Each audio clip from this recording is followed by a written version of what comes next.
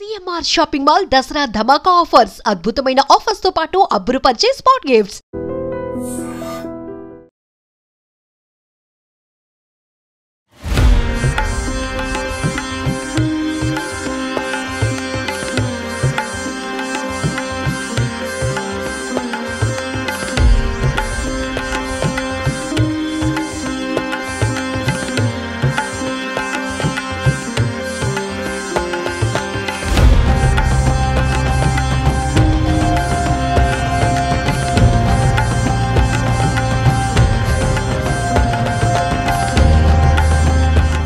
Hello viewers, welcome to iDreams media.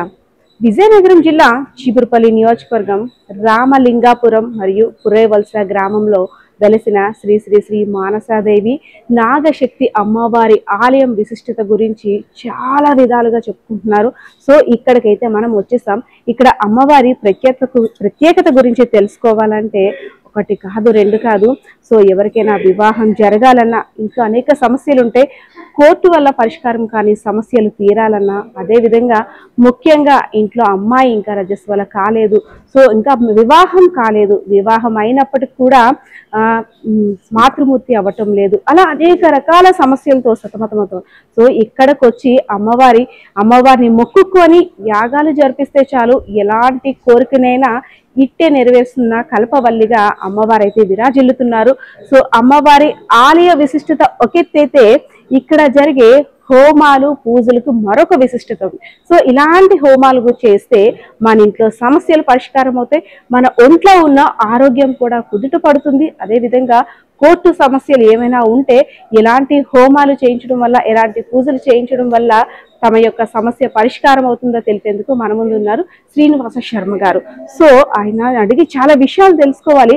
Because of మనం ఎన్నో రకాల పూజలు చేస్తుంటాం, మన సమస్య తీరలేదు అని చాలా బాధపడుతూ ఉంటుంటాం.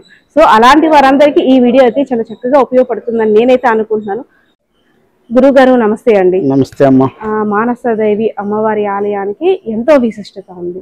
సో ఇక్కడ ముడుపు కట్టే విధానం, అదే విధంగా ఎలాంటి హోమాలు చేస్తే ఎలాంటి ఫలితాలు వస్తాయి, సో నాలాంటి వారికి చాలా క్వశ్చన్స్ అయితే ఉన్నాయి. సో అమ్మవారిని ఎలా పూజించాలి, ఇక్కడ జరిగే హోమాల విశిష్టత గురించి కూడా తెలియజేయండి. అంటే మీ యొక్క కోరికను పెట్టి అమ్మ మీకు ఏది ఏమైనా కావాలనుకుంటున్నారో ఆ కోరికను పెట్టి ఖచ్చితంగా మీ యొక్క సంకల్పం, మీ యొక్క తత్వం, మీ యొక్క పూర్వజన్మ సుకృతం పెట్టి ఆవిడ మీకు ఏది కావాలో మంచి సంకల్పంతో, మంచి బుద్ధితోటి, మంచి ఆలోచనతో ఎవరైతే గుడికి వస్తారో వాళ్ళకి ఖచ్చితంగా అది అమ్మ చేస్తుంది. ఆవిడ చెప్పినట్టుగా నేను కూడా చేయవలసి వస్తుంది. ఒక ముడిపి విధానం కానీ, సంతానం విషయంలో కానీ, మ్యారేజ్ విషయంలో కానీ, పెద్ద మనిషి అవ్వాలని కానీ, మాటలు రాకపోయినా, కుటుంబ సమస్యల్లో ఉన్న కోర్టు వ్యవహారం, ఉద్యోగం, ఏదైనా భూమి వ్యవహారం కానీ, రాహు అధిపతి ఏదైనా కానీ, ఏ సమస్య అయినా ఇక్కడ మంచిగా వచ్చి వాళ్ళ తత్వాన్ని పెట్టి అది కోరిక నెరవేరుతూ ఉంటుంది. వాళ్ళు సరిగ్గా చేస్తున్నారో లేదో ముడిపు కడతాం, అది కరెక్ట్గా చేస్తున్నారో లేదో, కరెక్ట్గా చేసిన వాళ్ళకి 2-3 మాసాలు ఆ కోరిక సిద్ధిచ్చేస్తుంది. వాళ్ళు చెయ్యలేదే చేసాము ఏదో ఉందిలే అని వాళ్ళు నమ్మకపోతే మాత్రం ఈవిడ ఊరుకోదు, ఖచ్చితంగా లేట్ చేస్తుంది, అవ్వకుండా కూడా జరుగుతుంది. వాళ్ళ తత్వాన్ని పెట్టి వాళ్ళు చేయటం, వాళ్ళ నమ్మకాన్ని పెట్టి కూడా కొన్ని విషయాలు ఉంటుంది. వాళ్ళ యొక్క తత్వాన్ని పెట్టి ఏదో అన్ని దేవుళ్ళు పూజ చేస్తున్నాం, మనం కూడా మన దేవుడిని పూజ చేస్తే అయిపోతుంది, ఈవినే పూజ చేస్తున్నాం, ఈవిని చేస్తే అయిపోతుంది అన్నారు కదా, అది మనం చేసేద్దాం, ఏదో 2 రోజులు చేస్తే అయిపోతుంది కాదు. ఆవిడని నమ్మి చేస్తే ఖచ్చితంగా కోరిక నెరవేరుతుంది. సో గురువు గారు నాకు ఇక్కడ ఎంటర్ అయ్యే ముందు నాకు ఒక హింట్ లా ఇచ్చారనమాట. మీరు మనసులో ఏం కోరిక అమ్మవారి ముందు కోరుకుంటారో, సో గురువు గారు వెంటనే దాన్ని మీ మనసులో ఉన్నదాన్ని పసిగట్టి దానికి నివారణ మార్గం కూడా చెప్తారు. సో దోష పరిహారణ ఏ విధంగా ఉంటుంది, సో మీరు ఎలాంటి పూజ చేయాలో కూడా చెప్తారని. సో అంతటి గొప్ప బలం అంటే ఎలా సార్, భక్తుల యొక్క కోరికలు మీరు ఎలా పసిగట్టారు? భక్తులు వచ్చినటువంటి వాళ్ళు ఏమీ చెప్పక్కర్లేదు తల్లి, వాళ్ళు వచ్చే నుంచి పేరు గోత్రం నచ్చితే చెప్తే చాలు. ఆవిడ దగ్గర ఏం కావాలనుకుంటున్నారో ఆవిడ చెప్పొస్తే నేను బయటకు వచ్చిందో చెప్పేస్తా. అది అవుతుందో లేదో కూడా వాళ్ళు వ్యక్తి తత్వాన్ని పెట్టి, సంతానం అంటే వాళ్ళ పూర్వజన్మ సుకృతం పెట్టి కూడా సంతానం కలిగే అవకాశం ఉంటుంది. అది ఉందా లేదా కరెక్ట్గా, వీళ్ళంటే ఎన్నో దోషాలు ఉంటాయి. పూర్వజన్మ సుకృతం ఉంటుంది, వాళ్ళ సర్పదోషం ఉంటుంది, నాగదోషం ఉంటుంది, నెలవారీ గుడులు ఆతల పడేస్తారు, ఆ దోషం కూడా ఉంటుంది. అవన్నీ ఉన్నాయో లేదో చూసి వాళ్ళ సంతానం కలుగుతుందో లేదో చూడాలి.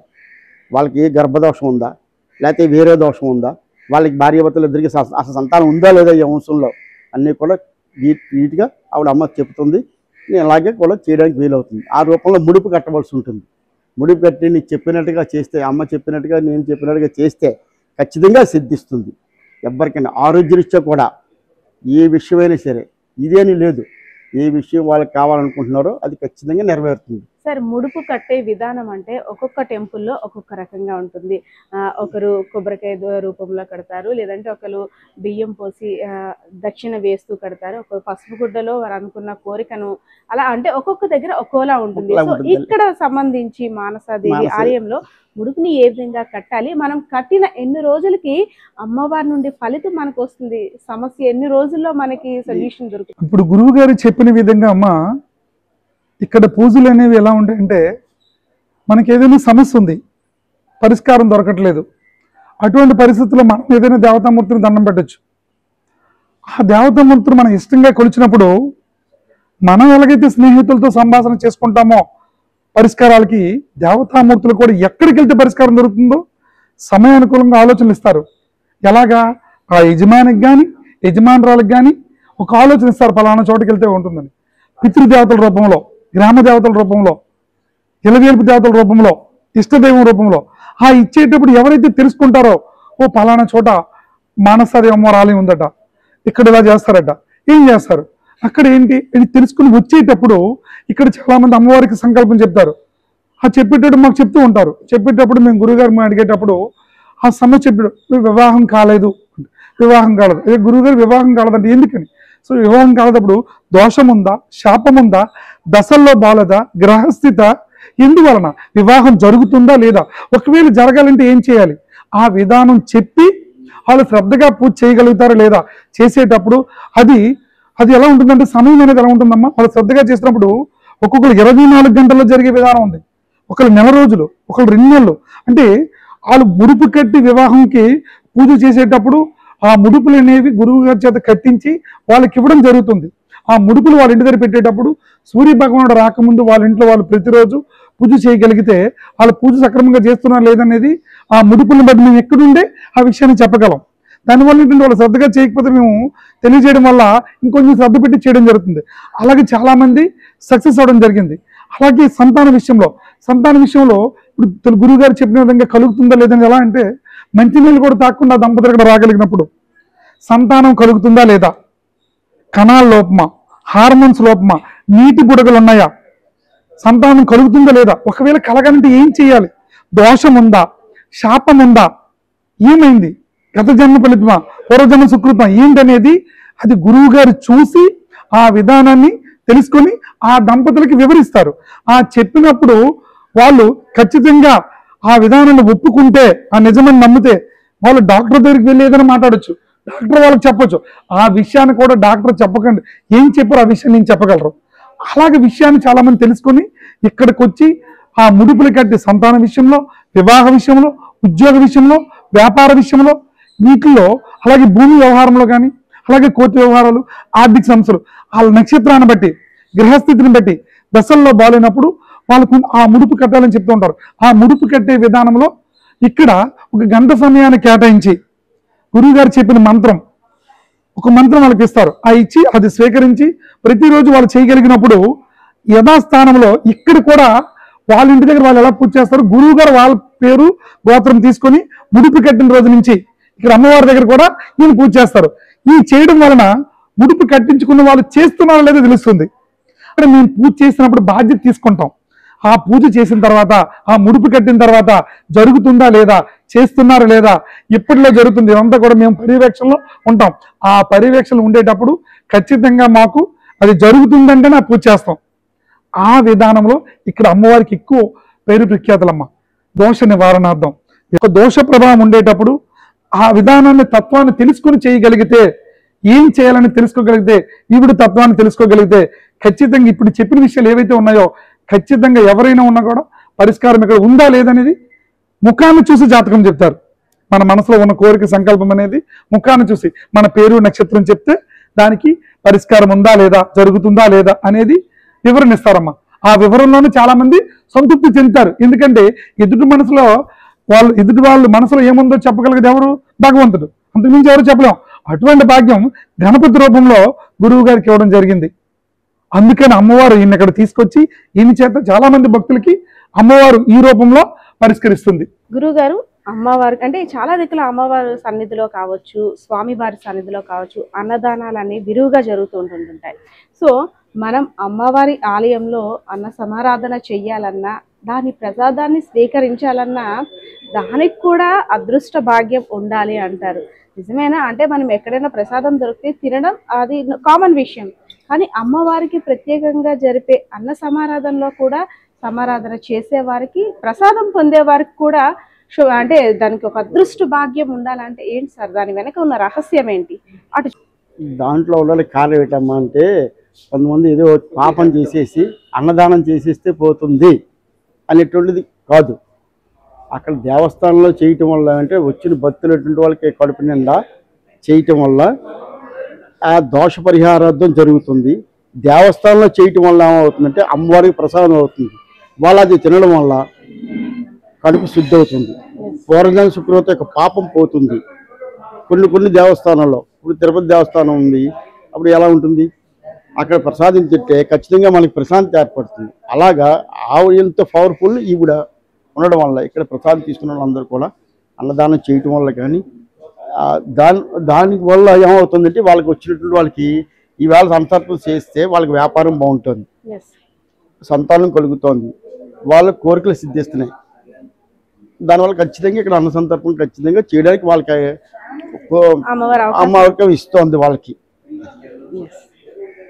ఈ టెంపుల్లోకి వచ్చిన తర్వాత చాలా విషయాలు అయితే తెలిసాయి. అమ్మవారి దర్శన భాగ్యం ఒక ఎత్తు అయితే, మన మనసులో ఉండే కోరికలు నెరవేరుతాయా లేదా? పూజని మనం ఒక సంకల్పంతో అమ్మవారి పూజని స్వీకరిస్తాం. ఈ పూజ చేసే విధానం ఏ విధంగా ఉందో కూడా ఇక్కడున్న పండితుల మనసులో కూడా తెలుస్తుందంట. మనం ముడుపు కడుతుంటాం, సరే స్వామివారి అమ్మవారి గురించి ఇన్ని రోజులు దోష పరిహారం కోసం ఇలాంటి పూజలు చేయాలని చాలామంది చెప్తుంటుంటారు. ఇంటికి వెళ్తాం, చేసేస్తాం అనుకుంటాం. బిజీ లైఫ్లో మనం కూడా చేయగలమో లేదో కూడా ఒక క్వశ్చన్ మార్కే. సో అది అనేది మనం చేయగలుగుతామా, సక్సెస్ అవుతుందో లేదో కూడా మన మనసులో ఉన్న మనోభావాన్ని కూడా గుర్తించి, సో మనం ఎలాంటి దోషాలకి కూడా మనం కారణం కాకుండా ఒక మంచి ఫలితాన్ని ఇచ్చే పూజలు ఎలా చేయాలో కూడా గురువు గారు కూడా చెప్తారు. అదేవిధంగా ఇక్కడ మెయిన్ అన్న సమారాధన చేసేద్దాం అని మనం అనుకుంటాం, కానీ కాదు. అమ్మవారికి అన్న సమారాధన చెయ్యాలన్నా, ఆ ప్రసాదాన్ని స్వీకరించాలన్నా మనకి అమ్మవారి అనుగ్రహం తప్పనిసరిగా ఉండాలి. సో ఇది మెయిన్ కాన్సెప్ట్ అనమాట ఇక్కడ. సో అమ్మవారి పిలుపు వస్తే కానీ మన చేతితో అన్నం పెట్టడం కానీ మనం చేతితో అన్నం తినడం కానీ రెండూ జరిగేవి కాదు. అమ్మవారి సంకల్పంతో మనకి ఆ ప్రసాదాన్ని సంకల్పిస్తారట. సో మెయిన్ అయితే కాన్సెప్ట్ అయితే ఈ అమ్మవారి ఆలయంలో ఇది. సో వ్యూయర్స్, మీరు కూడా చూసారు కదా, చీపురుపల్లి నియోజకవర్గంలో కుర్రేవలస రామలింగాపురం గ్రామంలో వెలిసిన శ్రీ శ్రీ శ్రీ మానసాదేవి నాగశక్తి అమ్మవారి యొక్క మహిమలు నిజంగా ఎన్ని విన్నా సరే వింటూనే ఉండాలనిపిస్తుంది. మీరు కూడా ఆలయానికి వచ్చి సందర్శించి అమ్మవారి దర్శనాన్ని చేసుకొని వెళ్ళాలని కోరుకుంటున్నాం. కెమెరా పర్సన్ బాలకృష్ణతో పద్మ, ఐడ్రీమ్స్ మీడియా, విజయనగరం.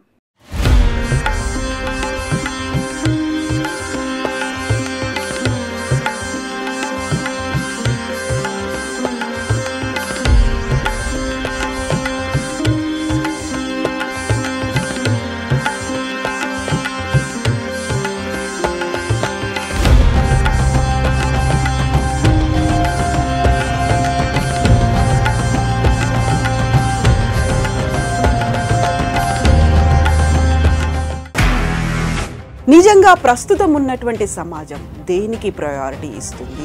ఆర్థిక సంబంధాల చుట్టూ మాత్రమే తిరుగుతుంది. మళ్ళీ ఎన్నికలంగానే చాలా విరక్తి కలుగుతాం. మంచి అనిపిస్తుంది కదా, లేడీస్ కూడా ఛాలెంజింగ్ జాబ్స్ చేసినప్పుడు చాలా బాగుంటది. ట్రాఫిక్ అసిస్టెంట్స్ గా నియమించిన ట్రాన్స్జెండర్స్ అందరితో సాల్యూట్ చేయించుకుంటున్నారు. ఫుడ్ డెలివరీ ఇవ్వటానికి వెళ్ళినటువంటి డెలివరీ బాయ్ అనిల్ పై కళ్ళ ముందు